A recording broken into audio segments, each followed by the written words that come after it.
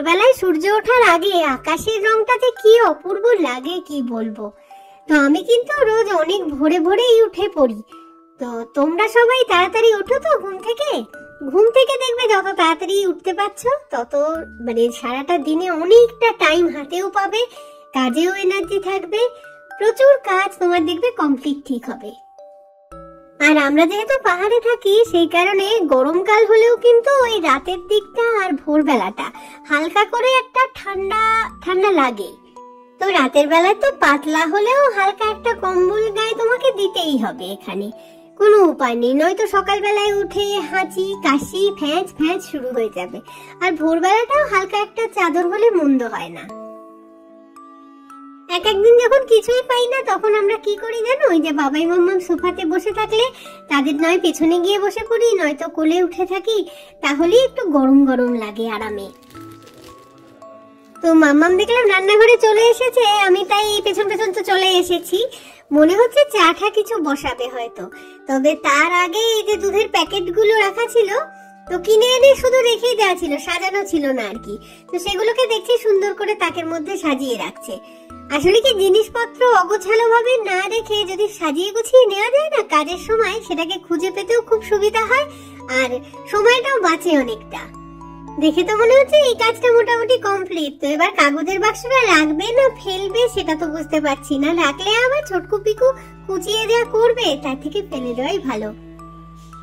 ওদিকে মাম্মাম তো চা বসিয়ে দিয়েছে আর আমি এসে তার পায়ের কাছে বসে রয়েছি। তো আমাকে বলছে শোনো সোফায় গিয়ে বস, নয়তো আমার কাজ করতে অসুবিধা হচ্ছে। এক কাপ চা করবে তার জন্য আবার অসুবিধা কি, অল্পই তো সময় লাগবে, ততক্ষণ না এখানে বসেই থাকি। চায়ের কাপ হাতে নিয়ে যখন আবার সোফায় গিয়ে বসবে তখন টুকটুক করে এখান থেকে চলে যাব। তো শুধু আমি নয় কিন্তু পিকু ববো সবাই ডাইনিং স্পেসে চলে এসেছে। আচ্ছা ঘড়ির দিকে না তাকিয়ে একেবারেই আন্দাজ করে কি বলতে পারবে যে এখন ঠিক কটা বাজে? এখন কিন্তু অনেকটাই সকাল আর কি, সময় সবে মাত্র 5:30। এই দেখো সূর্য আস্তে আস্তে উঠবে উঠবে করছে আর আলোটা এসে এই যে আমাদের মানে দেয়ালের মধ্যে পড়েছে, কি সুন্দর। দাঁড়াও আমি না একটু বারান্দায় চলে এসেছি তোমাদেরকে সকালের সূর্যটা একটু দেখাবো বলে। তো মাম্মাম কি করেছে, পাখিগুলোকেও বারান্দায় এনে রেখে দিয়েছে, ওরাও একটু না হয় রোদের মজাটা উপভোগ করুক, একটু করে স্নান করুক আর ওদের আলোতে গাটা শুকিয়ে নিক।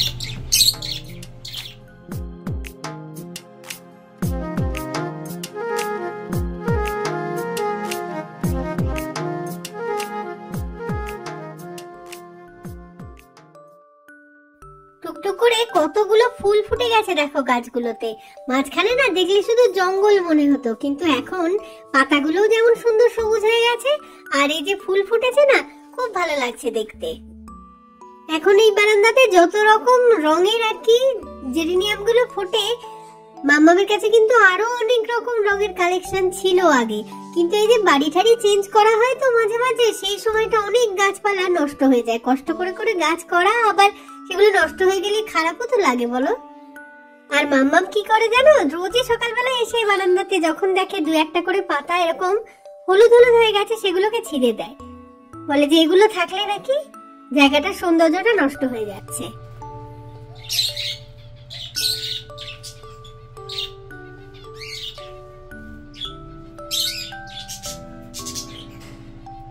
আর এদিকে দেখো ফিঞ্চের খাঁচাটাকেও তো বারান্দায় এনে রেখেছে।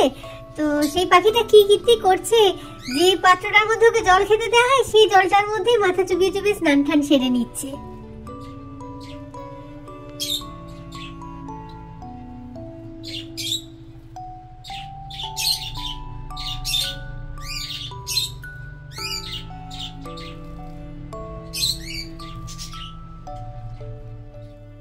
আর এদিকে পিকুকে যত বারণ করছে যে সোফাগুলোকে নোংরা করিস না, খেলতে হলে মেঝেতে নেমে খেলি চল, তো শুনছেই না কথা, সোফাটাকে ঠিক নোংরা করে দিচ্ছে। দেখো কিরকম করছে।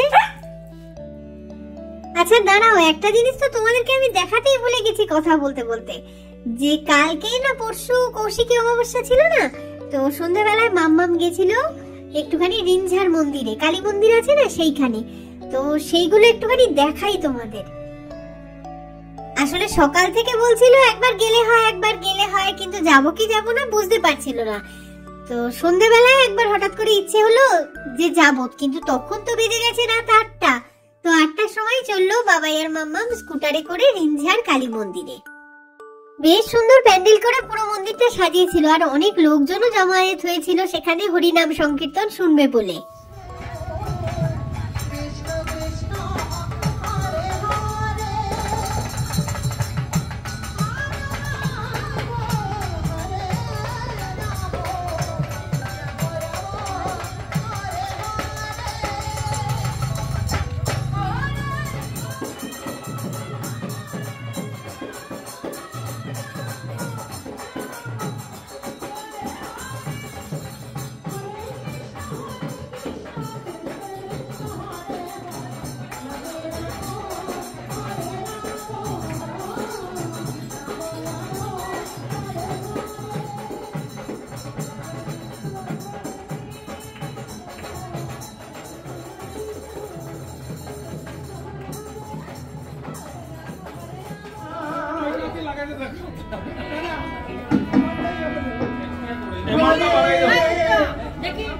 হরে কৃষ্ণ, হরে কৃষ্ণ, হরে কৃষ্ণ,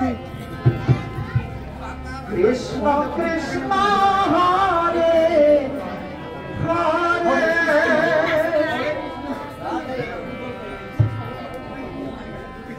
হরে কৃষ্ণ হরে কৃষ্ণ, কৃষ্ণ কৃষ্ণ হরে হরে।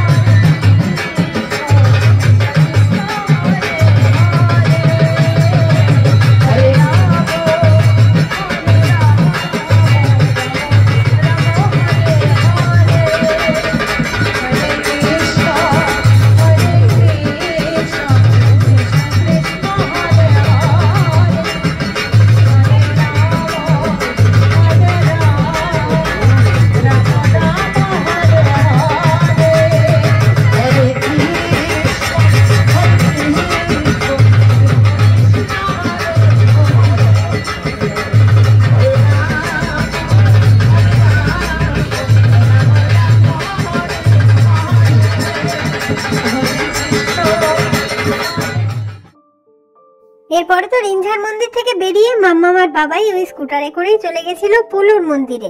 তবে সেখানে সেরকম একটা কিছু সাজানো গোছানো করেনি, হয়তো কমপ্লিট হয়ে গেছিল, অনেকটা রাত হয়ে গেছে বলে ওরা সেরকম কিছু দেখতে পায়নি।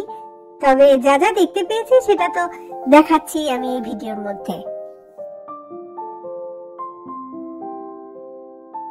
এই যে এটাই হচ্ছে পোলোর মাতৃ মন্দির। তো আগের মন্দিরটা দেখলে তো কত লোকজনের ভিড়, এটা একদম দেখো পুরো খালি খালি।